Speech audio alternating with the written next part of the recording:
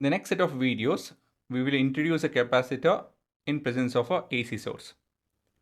Before doing that, we're going to look at what happens to the capacitor or what happens to the circuit and the current and everything in presence of a DC source.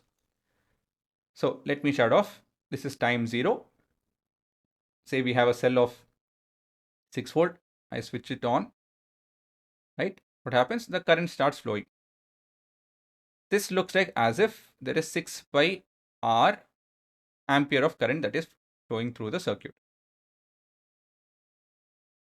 Next, we have after few microseconds, nanoseconds, and all of that, picoseconds, right? What happens? There is charges that is accumulated over here. Some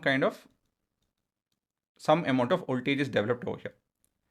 So this voltage will oppose the flow of charges from our 6 volt cell, and the current over here, say I dash, will be lesser than I, this being I. So effectively, it looks like you have 5 volt cell and the current is 5 by R. Oh, sorry, in this case, it is 5.5. And this will be 5.5 R. Does it make sense? So let me explain the entire thing now. So what you're looking at is the same circuit at different point of time. 1, 2, 3, 4. 4 different point of time. So the left ones is your actual circuit wherein you have a capacitor. Right ones are your equivalent circuit. If the capacitor was not there, but the same amount of current has to go through, how will it look like? So in each place, I'm looking at the voltage source. To what value should it reduce so that we have the same current? Provided we have the same resistor everywhere, So all these are your actual circuits, all these are your effective circuit. So let me pick up the next scenario. Say some more charges would have developed, right? Then we have 6 volt itself, but here the current will be a lot lesser. Say this is around 2 volt.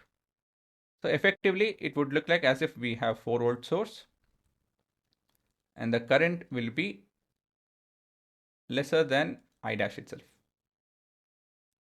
You guys agree? Say after some more time, what do we look at? We are looking at 6 volt itself over here.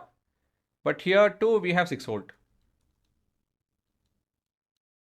What will happen? They will cancel each other out. Is it not? So the current over here, there's no current. So this is like 0 volt. So basically, what we are trying to tell is the current keeps on reducing to 0 in the circuit, that is. Okay, so this is how a capacitor behaves in a DC circuit. So the voltage of the capacitor in our resistance circuit diagram, it looks like this. When you switch it on, this is when you switch it on, the voltage slowly develops, not linearly, slowly develops. And at certain point, it will reach the voltage of that of the cell. Voltage of the cell or battery. Let me write battery itself. Cell was a better thing, but okay. Once it reaches that, there's no more flow of current in the circuit, right? And once we have the source off, so switching off,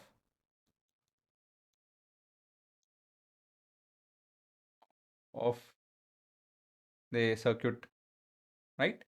And if there is a path for it to flow, it will let the charges flow and the voltage will drop.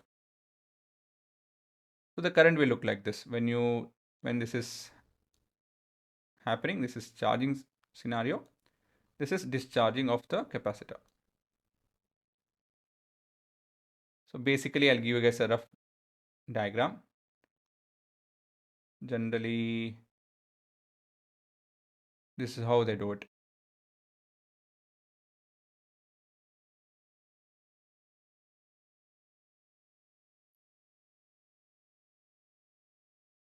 This is generally how the circuit looks like. To understand this behavior.